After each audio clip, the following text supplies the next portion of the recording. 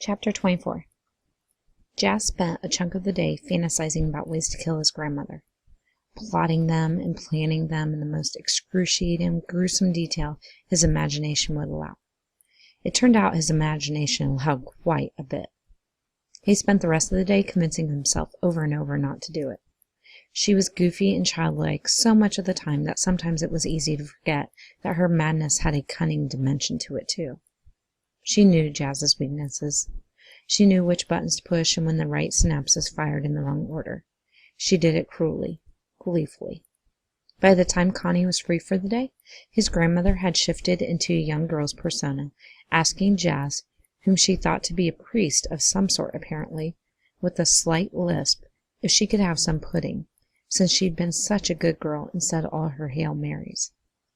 Jas resisted the urge to throttle her. There was some yogurt in the fridge, and it only took him a couple of minutes to convince her that it was actually pudding. He bundled her up on the sofa with her blanket and an old teddy bear and Nickelodeon, then hopped in the Jeep to pick up Connie. She slid into the passenger seat and gave him a long, lingering kiss that warmed him all over. "Are you all right?" she asked when they came up for air. "After last night and this morning, Anne." "I'm fine," he said, surprised to hear himself say it. It might have even been the truth. He couldn't tell. His world had changed in ways he couldn't yet understand. In the Crucible, Reverend Hale says at one point, "Man, remember, until an hour before the devil fell, God thought him beautiful in heaven." It was that kind of change. They made good time getting to the hospital, but were shocked to find Doug Weathers waiting for them in the lobby. "Hey, kid, about last night. No hard feelings, right? I didn't know it was Gersten. Glad he's doing better." "I have no comment," Jas said. Weathers laughed, a big, expansive fake laugh that earned him a scowl from the nurse at the registration desk. "Look, let's talk about this thing with Helen Meyerson. You heard about it. Between her and your teacher and that other woman found in the Harrison field on Sunday, there's some real action in this town again." "People are dead, you idiot," Connie said. "Whoa, whoa!" Weathers raised his hands defensively. "I'm just describing the situation is all. Now, what if these murders were all connected somehow?" A light danced like a cheap stripper in his eyes.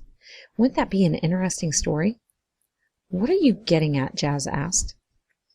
"I'm just saying, maybe I write something up. Maybe you offer some commentary, as a sort of expert in the field, you know?" He licked his lips, and everyone gets what they want. Jas wasn't tempted in the least, and he could feel Connie's agitation rising beside him. He was ready to push past Weathers when the man said, "I'll even give your buddy some glory. Run a piece about the kid who confronted the killer and got slashed for his troubles." Jas stopped halfway to the elevator, turning to Weathers. "What did you just say?" "Did you just say slashed?" "How did you know he was slashed and not stabbed?" Weathers grinned. "Come on, Jasper, I have sources. I can't reveal them." Jas stared into Weathers' eyes, pale gray, with flecks of brown. "Do you wear contacts?" he asked the reporter. "What?" "I'm watching you," Jas said, with as much menace as he could, then took Connie's hand and stepped into the elevator. "What was that all about?" Connie asked when the doors closed and they were alone. "Nothing. Maybe. I don't know." He shook his head. "Let's just see Howie. That's what matters right now." In his room, Howie was in and out of sleep, heavily drugged and loopy. His parents had taken up a vigil at his bedside, and neither of them looked ready to move. Connie offered to fetch something for them to eat, so Jas was left alone with them, trying to melt into a corner, waiting for one, or both of them, to turn from Howie's bed and launch a fusillade of angry invective at him. It never came. They seemed too relieved and exhausted to be angry. The day would come, though, he knew. Howie surfaced briefly around dinner time, clutching his mother's hand and asking for a glass of water. He noticed Jas and winked at him, then said, "Man, these drugs are amazing." That was the extent of his conversational skills at that point.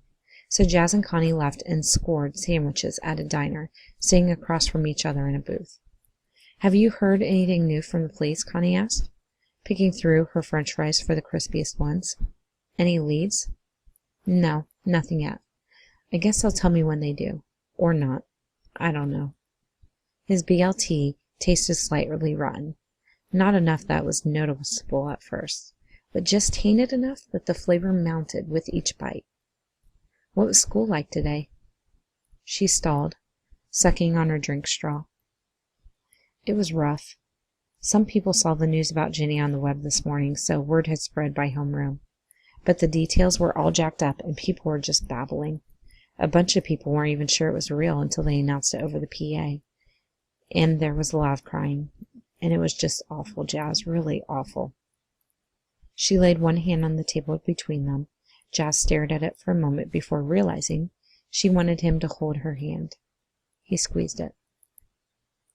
All the Crucible people got together at lunch. We were trying to figure out something we could do, like a memorial, you know. She wiped at new tears beginning in her eyes. We want to do something. A memorial. The idea made Jazz slightly uneasy. It wasn't quite the same thing as a serial killer's trophy, not quite the same as the things Billy had taken from his victims, but it was close enough. Marking the dead seemed so maudlin, so obsessive. But that was what people did. They marked the dead. You'll think of something, he told her, all of you guys. And you, she insisted. You're a part of the cast, too. No one knows you were there, she said quickly, knowing what he was about to say. No one knows you saw her die. They will.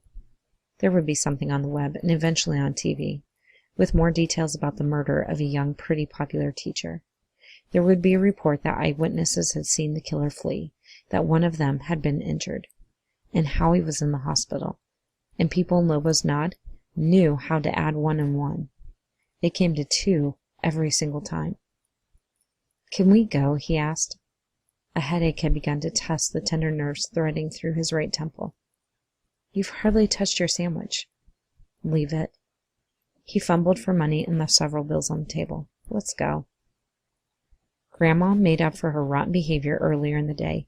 By the time Jazz got home, she had passed out on the floor in front of the TV, which she had switched over to the speed channel at some point, and was gently snoring there, the teddy bear serving as a makeshift pillow. How on earth, he wondered, looking down at her, could such a peaceful, contented woman be such a lunatic monster? How could she give birth to a force of pure evil, suckle it, raise it to its own grotesque brand of perfection? Lacking the strength to carry her upstairs, he left her on the floor. The cop was still parked outside. Another detail soon to be entered into the local gossip database, he knew. But he double-checked the front door, the kitchen door, and all the windows before slinking upstairs. By now, the headache was done testing and had decided to kick up a fuss. His head was lopsided with pain. Nonetheless, he had things to do. It was almost the weekend. Melissa's report would be filed on Monday, and he needed his rebuttal letter to accompany it. He couldn't let her report go unanswered for any length of time if he wanted to stay in the house. Remember Bobby Joe Long scrolled across his computer screen. Are you sure you want to stay in the house? He mumbled to himself as he slumped at the desk. His computer's monitor too painful and too harsh for him to look at it directly. A foster home might be a vacation. Samantha's house might be a blessing. It was tempting to look at it that way, but he knew that once he was out of the house and in the system, he'd have no way back. He'd fooled social services into thinking that his grandmother was taking care of him for the past 4 years, when the opposite was closer to the truth.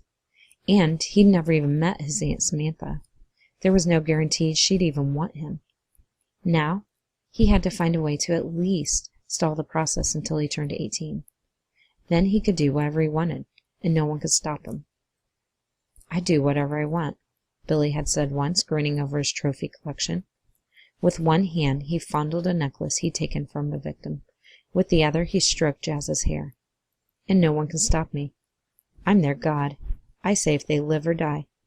Greatest feeling in the world. Jazz's fingers trembled on the keyboard. Maybe he should let them take him away. Maybe that would be best. Chapter 25. The Impressionist had the TV on for background noise as he went over the plans for his next piece of action. Everything was ready. There was no more preparation to be done. He only had to execute the plan. Something on the screen distracted him for a moment. A commercial, with two puppets pretending to run across the field. He thought for a moment about puppets, about being controlled. Everyone was controlled by something. The Impressionist knew, by a spouse, a parent, a boss, a friend, by one's own old impulses, be they dark or light. Everyone was a puppet to something. Most people just couldn't see the strings is all, and so they didn't believe they were puppets in the first place. The Impressionist could see his strings. He knew how long they were. He knew their tensile strength, how much slack they had. He knew who pulled them. But he wondered. He wondered about a puppet that can see its strings. He wondered, what if a puppet could cut its own strings? Physics and logic dictated that the puppet would collapse lifeless. But what if that didn't happen? What if a puppet could cut its own strings, and in that act of defiance and strength of will, become truly alive, become its own puppet master? What if, indeed? The Impressionist was not supposed to engage with Jasper Dent. He had broken that rule. He couldn't help himself.